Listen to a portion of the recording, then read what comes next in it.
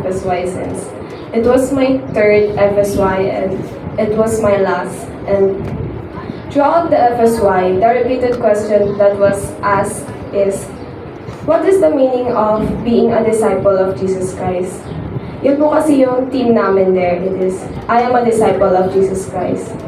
And every time it was asked, I know the answer but I didn't raise my hand because paulit-ulit na kasi. It means to be a dedicated follower of Jesus Christ. And throughout FSY, almost all my groupmates was may motivation silang mag-mission or nagpa-prepare na sila mag-mission. And para sa akin, parang naaano ako because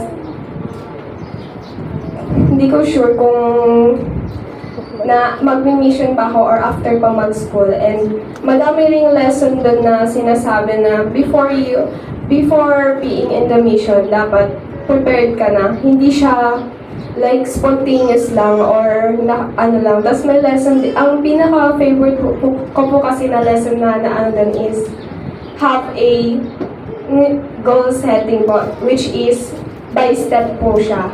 At ang foundation po nun is being in seminary.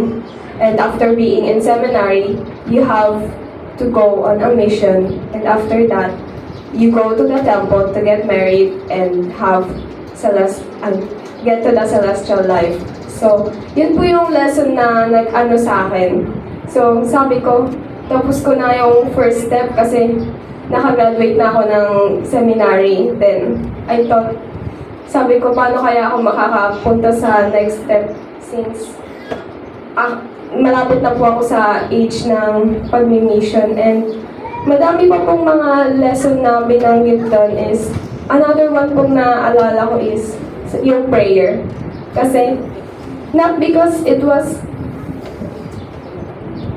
tinuro, because dahil sa testimony ng friend ko sa FSY, sinabi niya na hindi, yung mga tao na pinagpe-pray niya sa prayer niya is wala man lang yung family niya. And I thought to myself, I think dapat sa mga prayer po natin, dapat lagi tayong nagpe-pray sa mga tao na nasa paligid natin.